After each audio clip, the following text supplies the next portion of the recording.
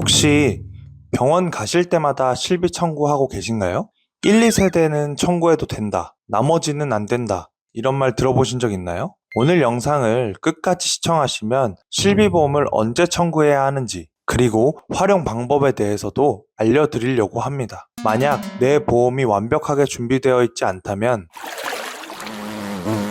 안녕하세요. 꿀보험정보통 박상현입니다. 살면서 한 번쯤 들어본 실비보험을 제대로 활용하는 방법에 대해서 알려드리려고 합니다. 혹시 우리나라에서 실비보험을 가입한 사람이 과연 몇 명 정도 될까요? 이걸 알고 계시는 분들은 거의 없을 겁니다. 금융감독원 보도자료에 의하면 약 3,977만 명이고 거의 4천만 명이라고 봐야 하니까 대한민국 국민의 80%가 실비보험을 가입하고 있는 거죠. 이렇게 가입한 사람이 많은 보험임에도 불구하고 실손보험을 제대로 활용하는 법을 아시는 분들은 많지 않은 게 현실인데요. 많은 분들이 그냥 병원을 가서 청구하면 되지, 요 정도만 알고 있는 경우가 많습니다. 청구하게 되면 어떤 일이 발생하는지, 그리고 문제를 대처하는 방법까지 알고 계신 분들은 상담을 하다 보면 거의 없는 경우가 많더라고요. 그래서 실비보험을 청구했을 때 발생할 수 있는 주의사항과 활용 방법에 대해서 알려드리도록 하겠습니다. 다들 내가 가지고 있는 실비보험을 제대로 활용하셨으면 좋겠고요. 먼저 보험 전문가인 저의 경우에는 어떻게 활용하는지 말씀드리면, 저는 병원을 갈 때마다 절대 실비보험을 매번 청구하지 않습니다. 보장을 받으려고 가입을 한 건데 청구를 안 한다고 말씀드리면 도대체 언제 쓰라는 거냐 생각하실 수 있는데요. 이 부분은 정말 중요한 내용이라서 꼭 말씀드리고 싶은 내용인데, 보험 전문가는 어떻게 사용하는지 알려드리고 많이 청구했을 때 실무적으로 어떤 문제가 발생하는지 여러분들께 알려드리고 싶은 내용이라서, 우선 첫 번째, 저는 5만 원 이하의 소액은 웬만하면 청구를 하지 않습니다. 왜냐하면 실비보험은 청구를 했을 때 자기부담금이라는 게 있어서, 물론 가입 시기에 따라서 없는 분들도 있고 차이는 좀 있지만 본인이 부담해야 하는 금액을 제외하고 보험금을 받을 수 있는데, 작은 금액을 받으면서 보험금 청구 이력을 보험회사에 남기고 싶지 않아서 청구를 하지 않습니다.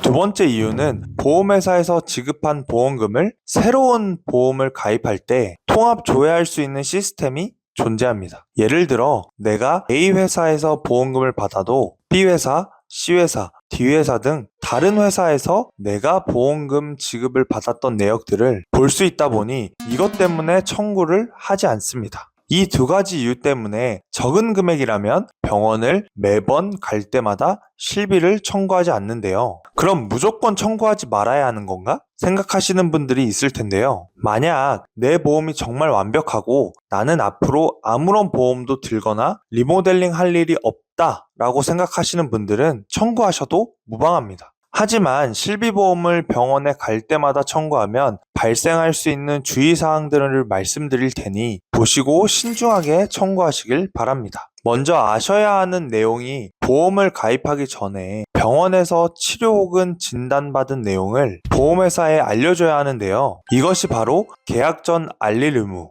혹은 고지사항입니다. 최근 3개월 이내 진단, 질병 의심 소견, 치료, 입원, 수술, 투약 등을 물어보고, 1년 이내 검사로 인해서 추가 검사, 재검사를 하신 적이 있는지 물어보고, 5년 이내에 입원, 수술, 동일 질병으로 7번 이상 치료를 하셨는지, 30일 이상 약 처방을 받으셨는지, 11대 질병, 즉 암, 백혈병, 고혈압, 협심증, 간경화, 뇌질환, 심장질환, 당뇨병 등으로 진단을 받거나 치료한 적이 있는지, 입원, 수술, 투약 등 이 부분에 대해서 보험회사에 다 알려주셔야 하는데요. 만약 이 내용을 보험회사에 제대로 알리지 않는다면 나중에 보험금 받을 때 보험회사에서 돈을 못 주겠다, 거부를 할 수도 있고요. 최악의 경우에는 열심히 납입한 내 보험이 강제로 해지를 당해서 냈던 돈을 한 푼도 못 받을 수가 있기 때문에 정말 중요한 내용입니다. 병원 갈 때마다 실비 청구하게 되면 보험금 청구 이력이 남게 되고요. 이게 심사 기준에서 정말 중요한 부분입니다. 제가 몇 가지 질문을 한번 드려볼게요. 이걸 맞추신다면 보험에 대해서 정말 많이 공부를 하신 분일 텐데요.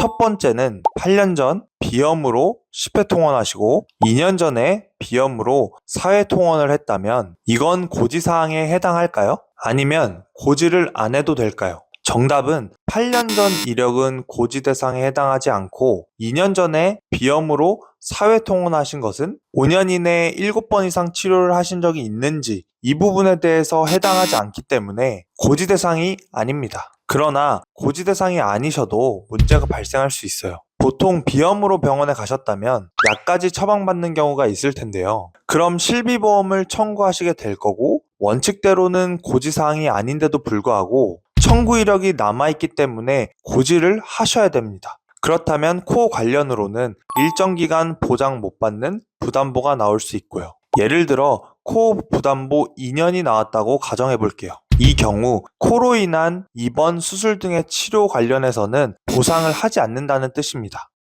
수신일 광고는 심의 기준을 준수하였으며 유효기간은 심의일로부터 1년입니다. 두 번째는 3년 전에 건강검진을 하면서 위에서 용종을 제거했어요. 이건 고지 대상일까요? 아닐까요? 많은 분들이 착각하시는 것 중 하나가 위 용종 제거, 대장 용종 제거 이게 무슨 수술이냐 하시는데 수술비로도 다 지급이 가능한 내용이고요. 실비보험으로도 지급이 가능하기 때문에 이런 건 다 5년간 고지사항에 들어갑니다. 즉 5년 이내 수술로 보거든요. 이 점을 꼭 유의하셨으면 좋겠습니다. 위 대장 용종 제거는 수술입니다. 세 번째는 급성 편도염으로 3년 전에 통원 4회를 하시고 4년 전에 장염으로 6회를 통원하시고 감기로 2개월 전에 약 처방 20일을 처방받았어요. 이런 경우 통원 10일이긴 하지만 각각 다른 원인으로 갔기 때문에 합산 계산하는 게 아니라 따로따로 계산하게 됩니다. 그렇기 때문에 통원 이력은 고지 대상이 아니고 2개월 전 처방받은 감기약은 3개월 이내 처방 이력에 해당하기 때문에 감기는 고지를 해주셔야 됩니다. 네 번째는 4년 전에 도수 치료를 5번 받으셨어요. 이건 고지사항일까요? 아닐까요? 도수 치료 5번 하신 건 원칙적으로 5년 이내에 7회 이상 치료가 아니기 때문에 고지 대상이 아닙니다. 그런데 뭐가 문제가 있냐? 한 번 치료를 받으면 12만 원 정도 금액이 발생하는데 여러 번 받으면 부담이 되다 보니 많은 분들이 보험금 청구를 하세요. 그럼 새로운 보험을 가입할 때 기록이 다 나오다 보니까 치료를 받은 부위에 대해서는 일정 기간 보장을 못 받는 부담보가 나올 수 있고 보험료 할증이 될 수 있고 상해 관련 특약이 전부 거절되는 경우가 생길 수 있어요. 그러니 꼭 필요한 급하게 받아야 하는 치료가 아니면 안 받는 게 좋을 수도 있어요. 이렇게 4가지 사례를 알려드렸는데 원칙적으로는 고지 대상이 아니기 때문에 보험사에서 거부할 수 없지만 청구 이력이 남음으로 인해서 고지 대상이 아닌데도 불구하고 고지를 하셔야 하고 그로 인해 할증, 부담보, 인수 거절 등 고객분들에게 불리한 조건이 생길 수가 있고 실무에서도 이로 인해서 피해를 보는 사례가 굉장히 많이 있습니다. 고지사항이 아니어도 단순히 청구 이력이 많다는 이유만으로도 보험회사에서 리스크를 판단해 인수거절을 할 수 있습니다. 그렇기 때문에 실손 청구는 신중하게 하시는 게 좋을 듯 합니다. 단, 나는 정말 완벽하게 모든 보험을 준비했다 라고 생각하시면 언제든 청구하셔도 무방합니다. 아니 그러면 실비보험 가입해서 계속 돈을 내고 있는데 대체 언제 청구를 하고 언제 활용하라는 거냐 생각하실 것 같은데요. 그래서 활용할 수 있는 방법에 대해서도 말씀드릴게요. 우선 보험금 청구권은 보험사고일로부터 3년 이내에 행사할 수 있고요. 3년이 지났어도 청구가 가능한 경우가 있는데 어떤 경우냐면 암보험의 경우에는 암 진단이 확정된 날 기준이고 입원비와 수술비는 실제로 입원과 수술을 한 날 기준이고 후유장애는 후유장애 진단 시 발급 시점 기준입니다. 사망보험금은 사망진단서 발행 기준일이고요. 상해사고는 사고 발생일 기준, 진단금은 확정일자 기준이고 실비보험은 치료 시점 기준이다 보니까 보험을 리모델링 하실 계획이 있거나 새롭게 가입하고 싶은 보험이 있다면 3년 이내에 언제든 청구를 하셔도 되니까 서류를 잘 보관하셨다가 보험 리모델링 및 보험가입이 전부 끝나신 후에 3년 이내에 청구를 하시면 고객 입장에서 유리한 방법이라고 말씀드리겠습니다. 고객의 입장에서 바라봤을 때 아니 뭐 이런 것까지 내가 다 신경을 써야 되나 생각이 드실 수 있다고 봅니다. 전혀 신경을 쓰지 않고 청구를 하셔도 되는 분들도 계실 거고 아직 내 보험이 완벽하지 않다고 생각하는 분들은 3년 이내에만 청구를 하시면 되니까 청구를 조금 미뤄두시는 게 나에게 유리한 방법이 될 수 있습니다. 제가 뭐 청구를 해라, 청구를 하지 말아라 이렇게 단정지어 말씀드리기에는 각자의 상황과 경제 여건이 다 다르기 때문에 대신 결정해 드릴 수 없는 부분이지만 보험금을 청구했을 때 어떤 상황이 생길 수 있는지 이 부분은 보험 전문가인 꿀보험 정보통에서 말씀드려야 된다고